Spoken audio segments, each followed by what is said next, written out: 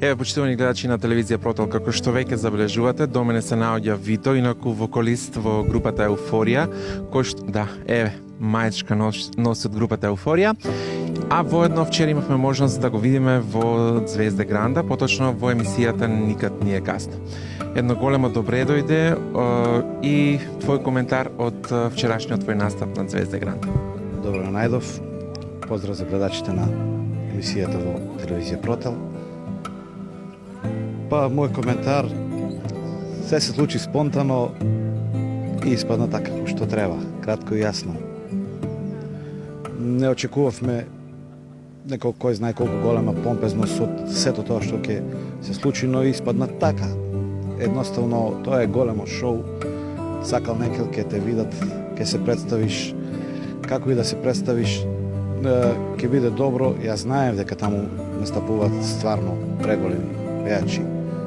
И тоа се луѓе кои што цел живот не се појавиле, не направиле некој јавен настап, не направиле некоја кариера, а се појавуваат на самиот настан, со тоа што на шоуто се имат пријавено на секој нов циклус, на секоја нова сезона, ова е 9-та поред, се имат пријавено над 1000 луѓе. Од тие 1000 луѓе, јас легов во конкуренција на 72-ца, значи, тоа се 12 кола. Првиот круг има 12 различни групи од по 6, тоа се 72 натпреварувачи, што значи конкуренцијата беше огромна. Дали ова што сега го направи, треба да го направиш многу поодамна во едно вакво исто шоу кој што се гледа на Балканот, би рекол?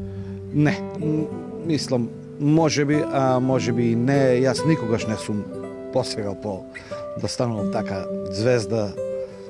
Едноставно и во самиот профил во интервјуто јас кажав дека така сум по природа, најголемиот критериум не е жирито на Хариџиновиќ и да тие сите што доваѓаат и што ќе доваѓаат во иднина. Прво е мојот критериум да го задоволам. Да ми на мене биде овој, јас да сум сигурен дека сум испел како што треба, а на жирито му е тоа да одлучува дали е така или не, и затоа постои тоа жири.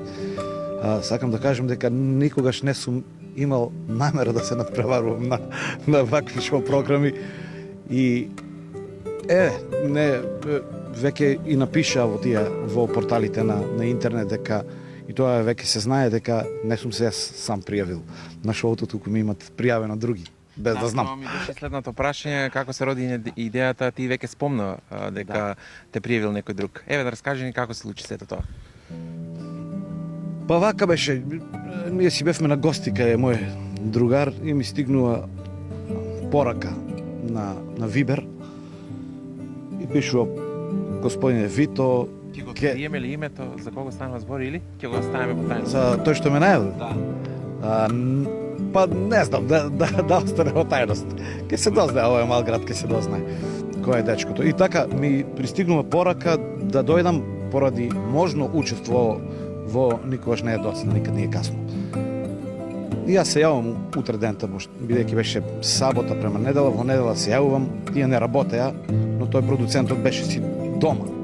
Вика, нема проблем, отворено е секогаш заедно за нашите идни членови оваа надпреварувачи.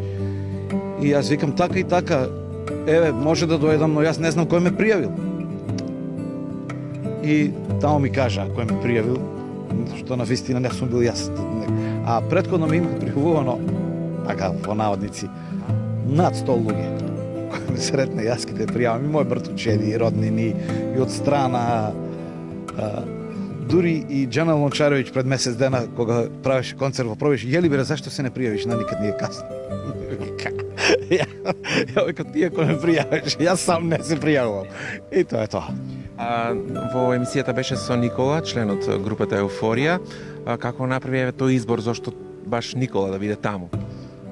Па вака, имаше некои инструкции да носиме во придружба луѓе. Тоа би најдобро би било да бидат членови од фамилијата, од семејството. Моите беа зафатени со обврски, не можеа да одат. И тогаш бираш, можеш да одиш и со другари, и со пријатели, и со колега кој сакаш. На крајот на краишта можеш и да се појавувам и сам, но така решивме да биде тоа коката. Еве на настапот испеа ти на темот Желко Самарџич, како го направи изборот? Па вака изборот беше мој, значи Дали се двумеше бидејќи еве си фан на Бора Чорба? Да, Бора не ми е бил во листата на да пеам. Не знам зашто така на таа емисија мислам дека се пеат некои си посентиментални песни. Бора е тој пее сентиментално на сосем друг начин. Може би во иднина, може би да испадне и некоја песна од Бора. Имаше еден коментар на Facebook, прочитав дека некој ти беше пишал дека мислел дека ќе пееш некоја песна од него. Тој ми е пријател на Facebook. Типот е Владан Милич. Правам му популарност, него добро. Од Белград. И тој е најголем фан на Бора Ѓорѓевиќ. После мене, не, поголем и од мене, замисли. И тоа може. И тој ми се лути зашто не пеам рибле чорба.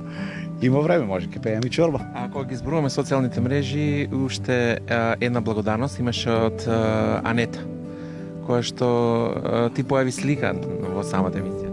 Да, Анета вчера ми се јави, ви викам, ајди ти заедно да пееме тук, ќе доеш, надпреварувај се, не мора дует, сама да се пријави.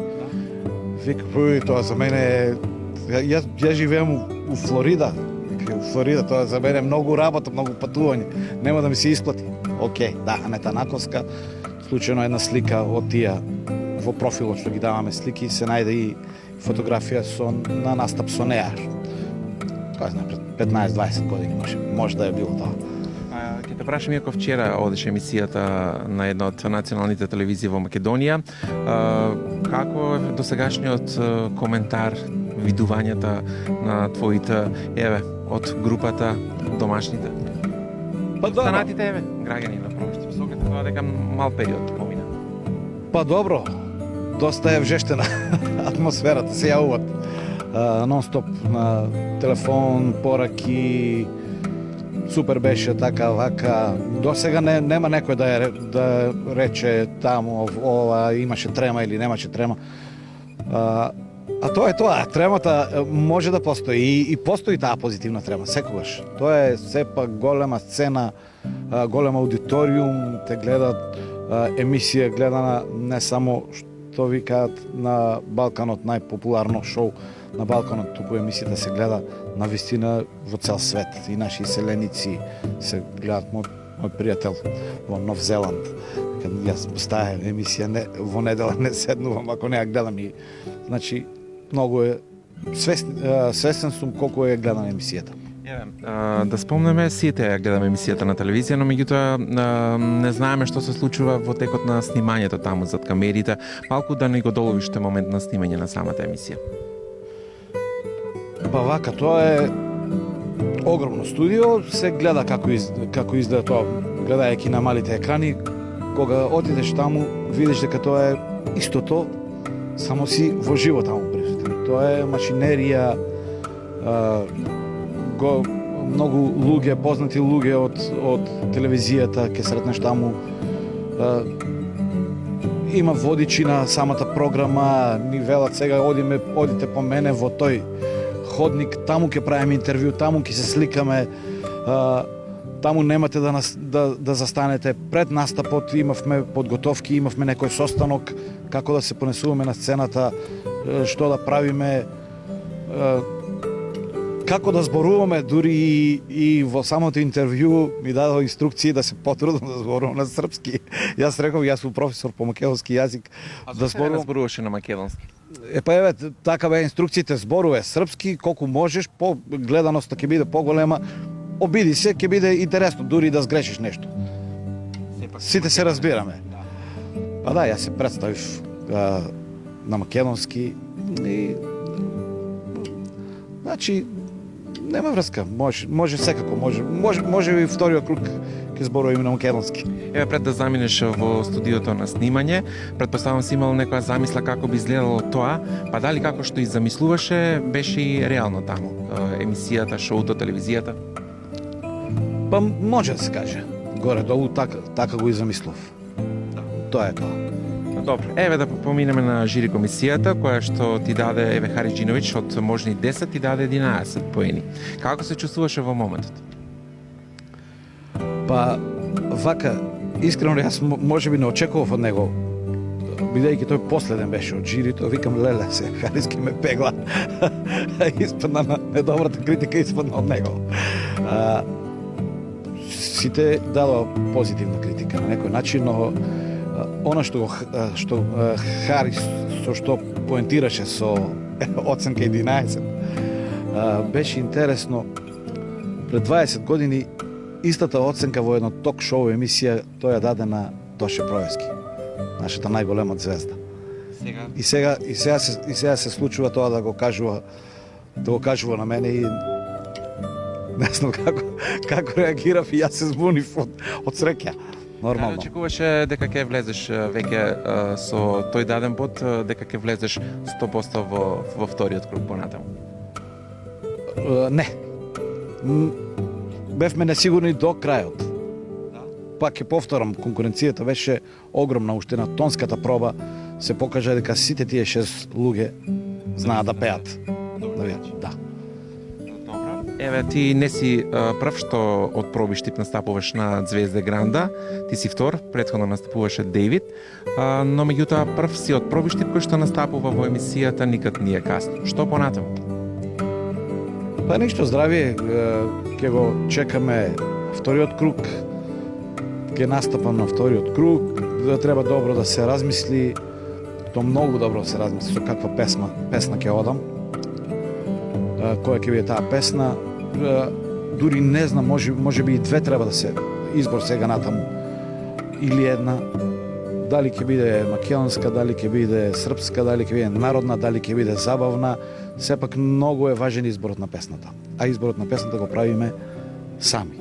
Значи, не ти оттаму може да ти сугерираат после самиот избор, но вака сам ти треба да одлучиш што сакаш да пееш, не е битен жанрот, може се да пееш, така да отворено е прашањето до пријатели, слободно јавувајте се, пеја таа песна, сакате да ме чуете со таа песна, ќе видиме, ќе размислиме, ако е добро, зашто не.